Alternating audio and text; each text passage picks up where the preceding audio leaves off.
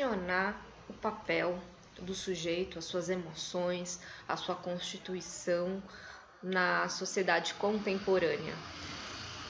Já fiz alguns vídeos a respeito disso, mas eu não me canso de falar sobre a conformação de subjetividades no nosso mundo pós-moderno, na nossa era digital. E é sobre isso, né? Esse vídeo, mais uma contribuição para o nosso pensar a respeito desse assunto.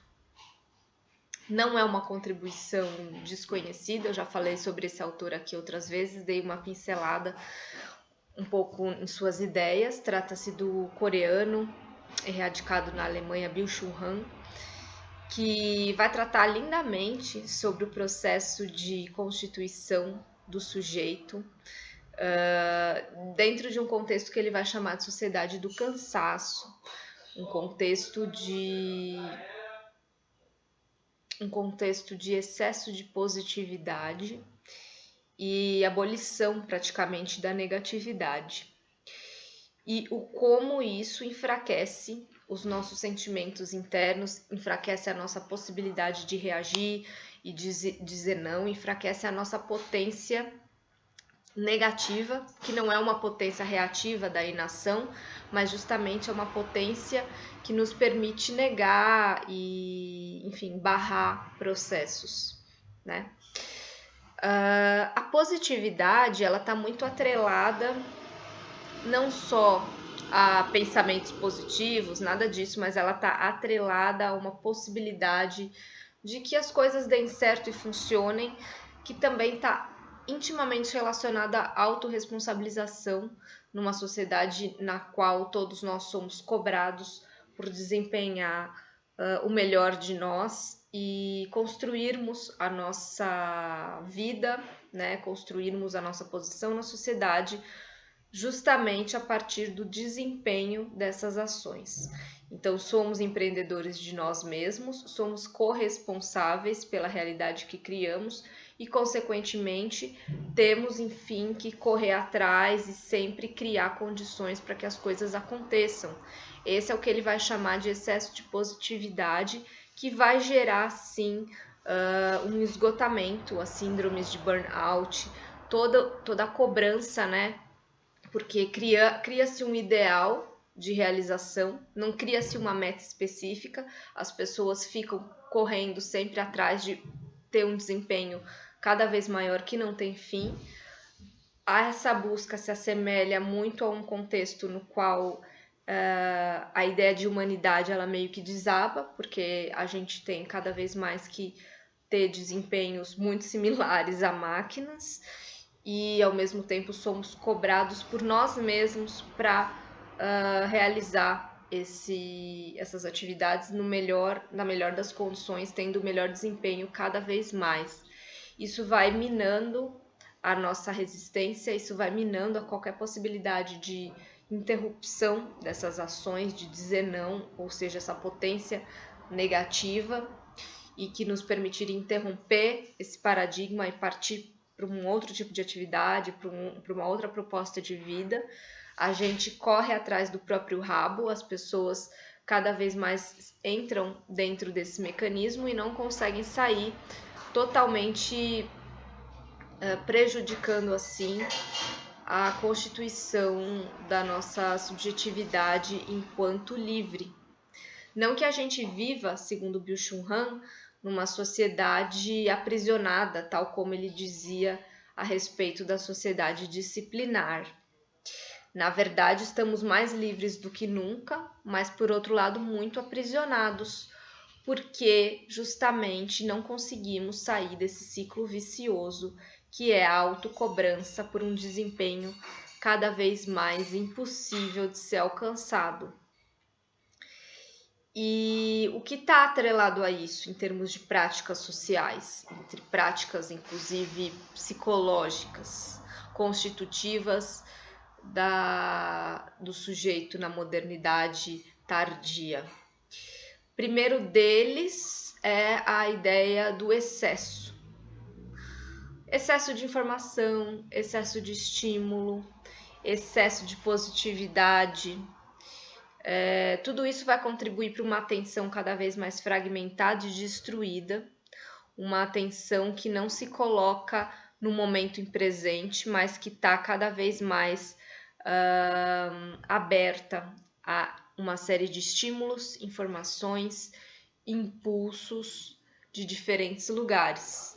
Byung-Chul Han vai dizer, essa ideia de sermos hiperativos, na verdade, é muito prejudicial, porque o nosso sistema cerebral atua como se nós fôssemos animais, que estamos de fato de olho na caça, né, que acabamos de caçar, ou seja, na nossa alimentação, no cuidado com a sobrevivência, mas ao mesmo tempo a gente tem que estar de olho para não ser presa de um outro animal maior, porque a gente está numa posição de fragilidade, ou seja, esse negócio de fazer duas coisas ou mais ao mesmo tempo, ele vai trazer um estado de alerta para o nosso sistema e que isso não é benéfico, né? E é algo que também nos aproxima muito de animais, né? De seres que têm um outro registro de pensamento que não é o dos humanos.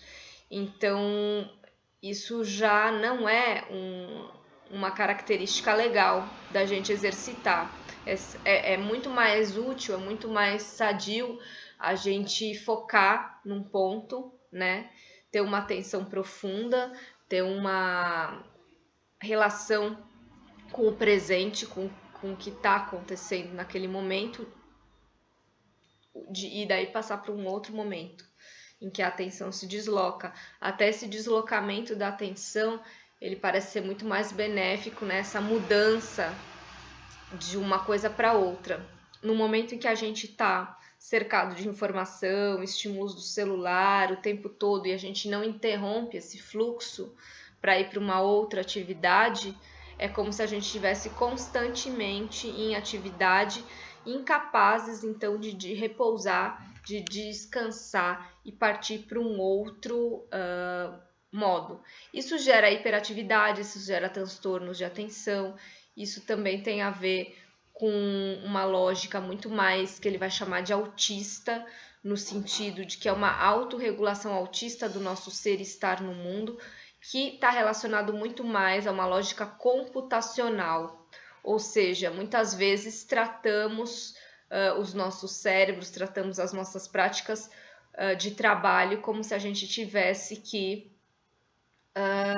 produzir, gerando assim um esgotamento, um cansaço mental horrível, que vai nos levar muitas vezes a estafas mentais que atuam muito negativamente também, nos isolando e nos individualizando, destruindo qualquer tentativa de escapar disso, né? Isso a gente atua como uma máquina, essa questão da produtividade insana e dos hiperestímulos e da colocação de um nível de desempenho que se exige muito próximo, como se a gente fosse uma máquina, né? Como se a gente pudesse atuar e trabalhar e produzir resultados sempre iguais, né? Seria nos equiparar a máquinas. Só que nós temos flutuações, nossos humores flutuam, nossas condições na vida flutuam, a gente está sujeito a acontecimentos externos que também afetam a nossa mente, o nosso pensar. Então, isso já é um sintoma, de fato, de que estamos nos desumanizando, estamos nos tornando um pouco máquinas ao exercermos essa violência para conosco, uma violência que é, digamos assim, neuronal, né? Na forma de uma hiperatenção a tudo, de uma multitarefa, de práticas de fato que nos levam a produzir e não mais contemplar, parar e refletir sobre aquilo que estamos fazendo, né?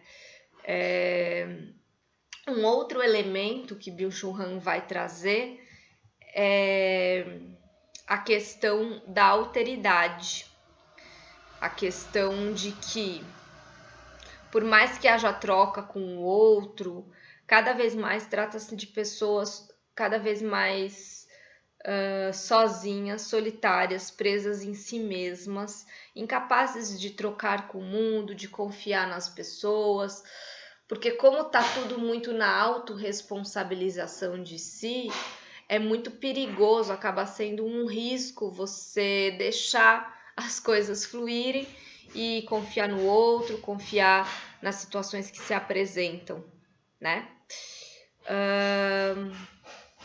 Diante dessa corrida frenética por resultados, sem uma meta fixa e uma meta cada vez mais impossível de ser cumprida, a gente percebe como cada um é o inimigo de si mesmo, mas ao mesmo tempo que a gente é inimigo da gente não quer nenhum outro por perto, porque já basta a nossa cobrança interna. Então, ter mais uma pessoa é um desgaste ali muito forte na constituição da nossa forma de expressar no mundo, né? E aí entra em jogo, então, essa pobreza da alteridade. Para piorar, as redes sociais e todos os mecanismos da internet permitem a construção, né, de clusters de perfis de consumo, de práticas que vão cerceando ainda mais o nosso contato com um outro que não tem os mesmos gostos, que não tem as mesmas preferências. Então, o próprio mundo digital e a sua vida digital acabam, de fato, minando esse contato com outras possibilidades de existência, né? Ora, isso tudo está relacionado a um momento bem doentio, né, da nossa subjetividade. Byung-Chul Han vai até dizer de uma agressividade contra si mesmo, estamos nos destruindo, nós estamos totalmente desgastados e incapazes de parar, incapazes de criar um outro modelo, né? E a grande questão que está por trás aí, então, é que nós somos livres, mas nós somos mortos-vivos. Nós estamos atuando como fantasmas, como zumbis, sempre trabalhando, sem qualquer perspectiva de pausa real e de mudança de contexto, né? E todos muito expostos a uma vida que se coloca cada vez mais como importante de ser vivida, embora haja transtornos então de depressão e que são de fato o sintoma mais comum desse momento, né? Porque a depressão ela vem justamente para quando a pessoa ela realmente se cansa de todo esse ambiente, ela não aguenta mais olhar para si mesma e olhar para essa repetição dessa competitividade, dessas metas impossíveis, e ela simplesmente desiste de qualquer coisa.